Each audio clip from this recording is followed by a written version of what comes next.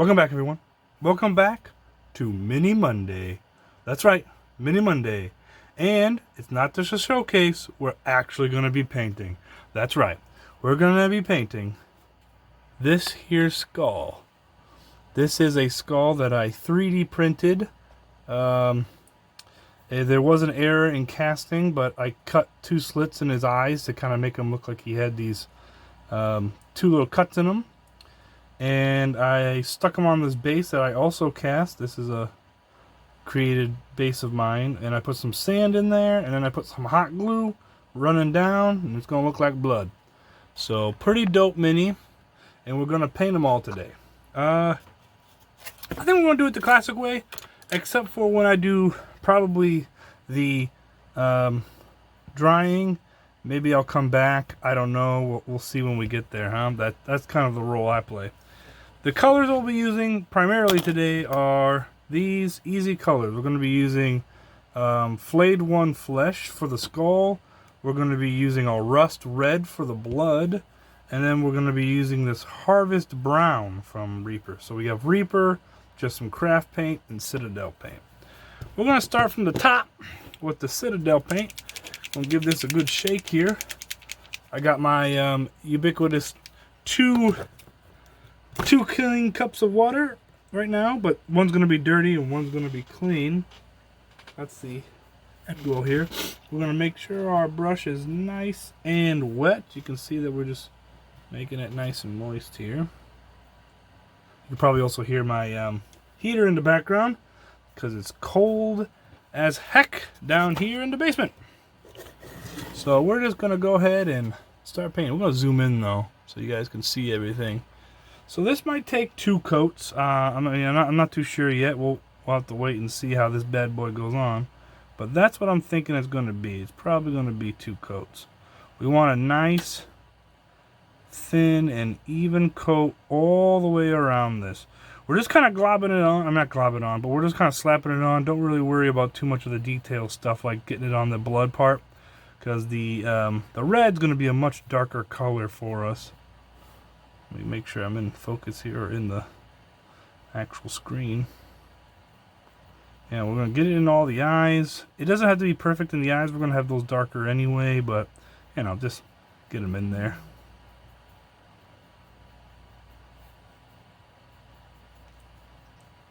I hope everybody's enjoying these videos so far, though.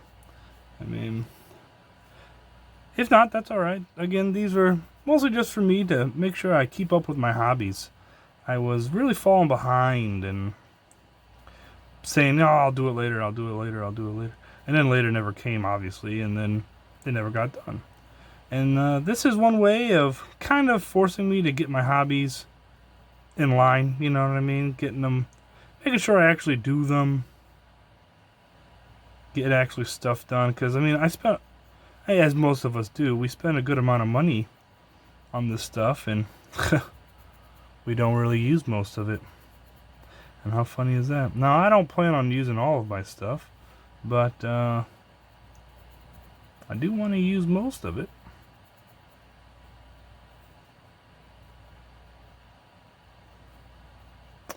Alright, and so there might be a lot, I don't want to say a lot of bubbles, but a decent amount of bubbles here. So what we'll do is we'll take our handy dandy little torch and just kind of pop all those bubbles. Oops, got too close on that one. You don't want to get too close with this. It's just, you know, a little bit away will do all you need. You can kind of see I singed them a bit. That's alright. Going to build some character for them. Okay, so that's all that for the first layer. So we're going to close this up, put that off to the side. I'm going to use our handy dandy meat container wet palette. It's going to put some rust gray on our palette, and then clean off our brush in the dirty water, then do it in the clean water, and we got a nice clean brush ready to go. So we're going to hit the rust. Now we're using this rust red to start off with. Excuse me.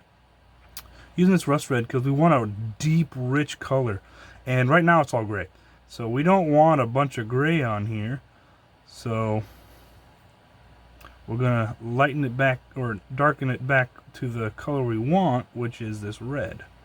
And you can kind of see already, it is a very dark, rich red that we got going on right here. But I think when this is all said and done, it's going to look totally dope. Now we want to get in all of those cracks, crevasses, whatever you want to call them. We're getting in all of them, right?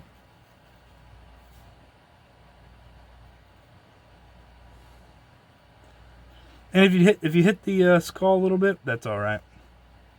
Again, we're going to go over that again with a few layers, so I wouldn't worry too much about it. But we're trying to make sure at this point that we're trying to get rid of all of the gray that we have all over the place. So if you get a little bit on his chin like that, no big deal. But try to hit all that red.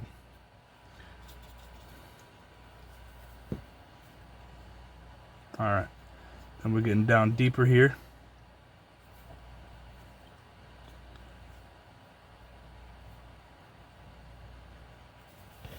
And for this bottom piece, we do want to kind of be careful again.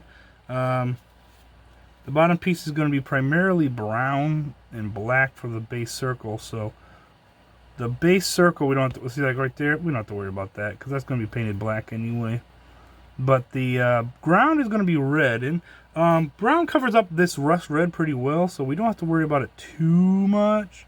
But again, it's probably best practice. Helps if I'm actually in focus here. My bad. It helps a little bit if we, you know, stay within the lines, so to speak.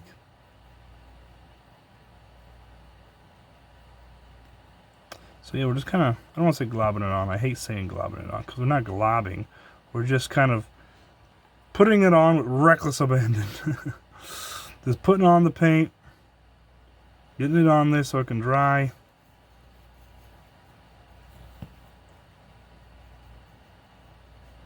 And then we'll move it on to the next color.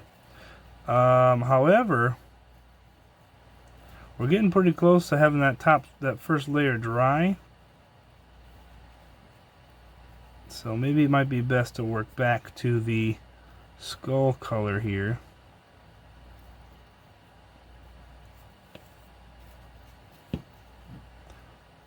Again, it's a good idea to make sure that the layers that we're putting on here are completely dry. It's very important. All right, so we're getting something here. Again, we're cleaning off a brush, and we clean off our brush. Let me zoom out here, but we clean off our brush in the dirty water. Then we go into the clean water, and we got a nice clean brush. All right, so yeah, I would say that's pretty much clean. So let's go back to this with a nice clean brush, and we'll just hit all the tops again with it. Again, we want this to be nice, and we want a nice thin coat of this stuff. So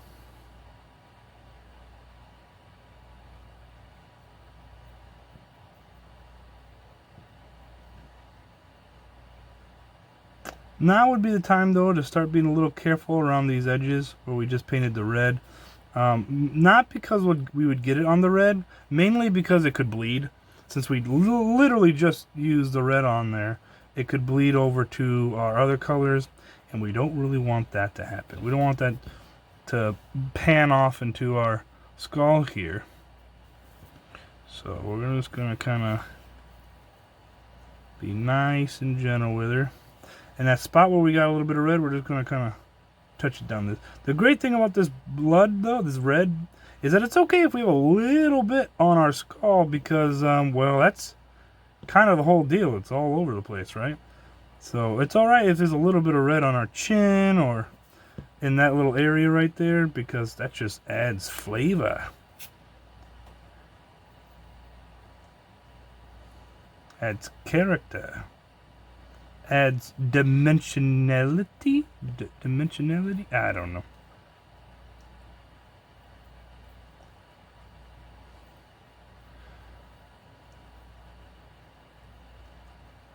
There we go. I think this is coming out great so far. All right, so look at that. We're gonna clean it off in the dirty. And then go over to clean. Nice clean brush. All right, I think we're gonna be done with that for a bit. Now we're gonna move on to the Harvest Brown paint. However, we're gonna move to a detail brush because there's not much on here that needs to be painted with this. And for those keeping score over there, or keeping track, this is probably one of my faster videos. Not because I'm trying to rush it or anything, but I'm mostly trying to improve my speed painting. I have so many minis, and I need to improve my skills on getting them actually done. So let's zoom in here again. Oops, let's move over here. And I think we're in we're in the range. So with this, we're just gonna kind of blob it on here. This is one of my detail brushes. It's a very soft bristle brush, which gives me, I don't say a ton of control, but I definitely know where it's gonna go when it does. We gotta make sure that we have a nice wet paint though, because we want this to fall into place. We don't want to do too heavy of brush strokes here. And you're going to look at that and you're going to see that that is very, very, let me zoom in here, focus. That's very, very brown. And you were correct, it is. This is a very brown color. But that's what we want. We want this to be very rich, very bright. Because once we put that, that wash on, as always, it'll really, really darken her up there. And you won't even be able to tell the difference between all the different areas. Make sure we keep our brush nice and wet and our paint as well. Oh, got a little too much water on that one, but that's all right. And you can kind of see I'm kind of pushing it in there a little bit, just kind of giving a little nudge. Just give it a little nudge. But yeah, just actually, can I don't know if I can. Is that a good angle? Probably not a good angle.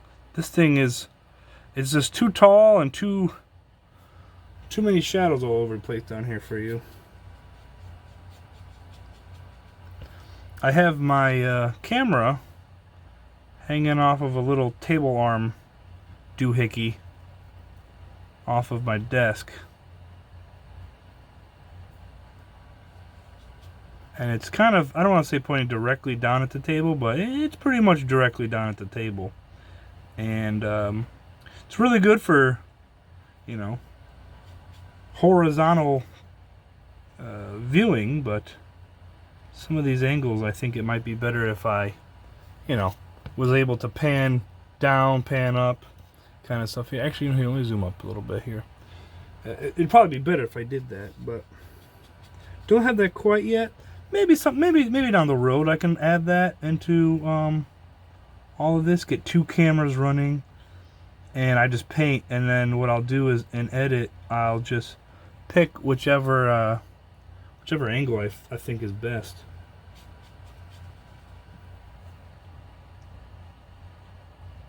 The great stuff about this Reaper paint, and especially this brown, this Harvest Brown, it goes on so good. Even though I'm thinning it, it still goes on so buttery smooth. I mean, one coat is probably all I'm going to need for this ground, which is fantastic. That really speeds up production here.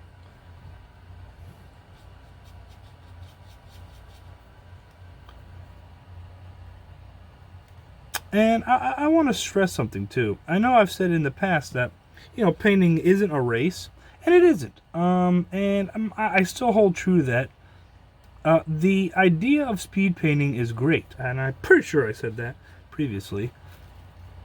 The idea of speed painting is great, and the reason why I think it's great is only for the fact that you get minis to the table faster. That's it. That's all there is to it. And if you want to play Dungeons and Dragons, mini war gaming, you know, or what have you.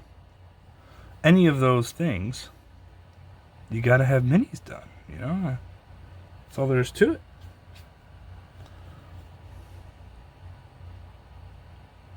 I got a little extra on the red there, but that's okay, I think.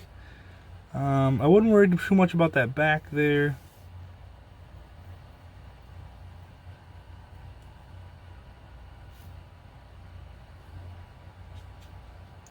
I wouldn't worry too much about that back.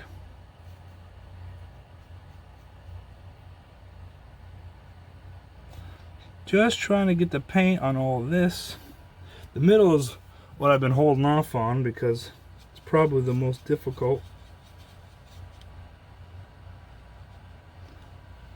This little paintbrush is it's been around with me for a very long time. I don't want to say from the beginning, but dang near close, and I think it's about reached its end of its lifespan here.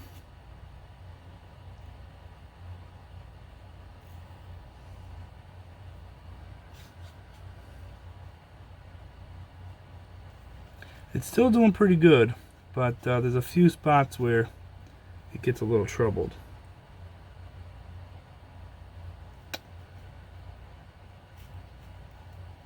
I seem to have, when I touched it, I actually took off some paint. That's okay. That's alright. We're going to go over that with a red anyway, so we don't have to worry about it.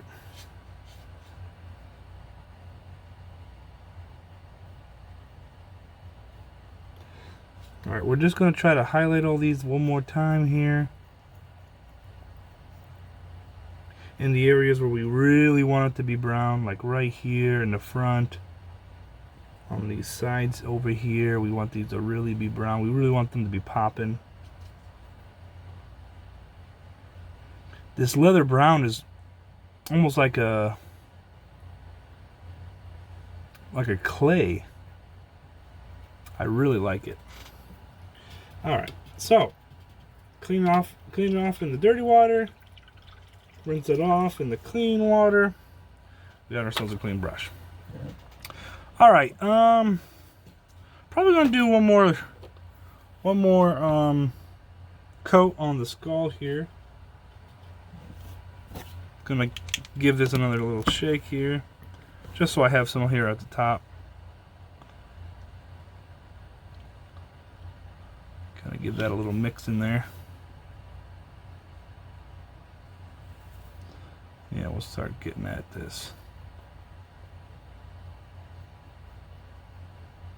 So what I'm going to be doing after this layer, after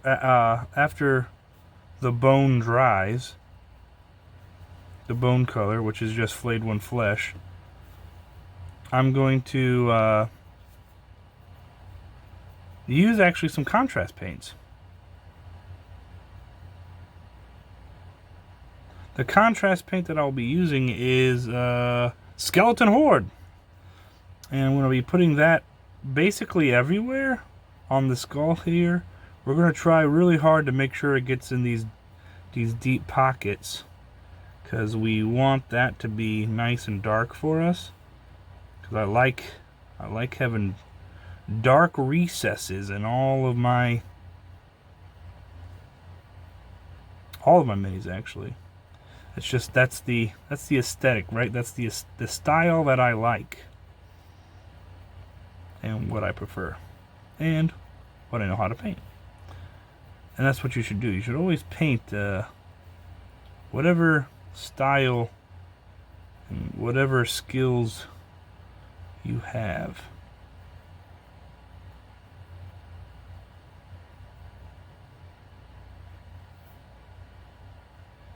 Okay.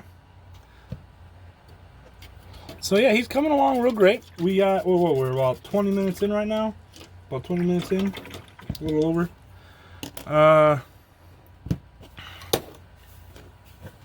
Yeah, I think for today, I think that's pretty good. That's not bad. 20 minutes in so far. We got both the colors done. We're gonna tomorrow probably we're gonna use the Let me zoom in so I can show you better. We're going to be using the contrast color of Skeleton Horde, and we're going to be using the last little bit of this this crimson wash that I got. I spilt it, and that's why there's not very much left in here. I did not use this much, but it's a sad day, I know. Also, this and I think a Nun Oil or an Agrex Earthshade is the reason why I printed this off, because, yeah, fool me once, fool me twice, that's, you know. So, anyway, yeah, we'll be using those two colors, and then we'll probably go over it with some highlights maybe on the blood areas. But I hope everybody enjoyed this episode, and I hope to see you all next time. But until then, I'll see you all later. Peace out.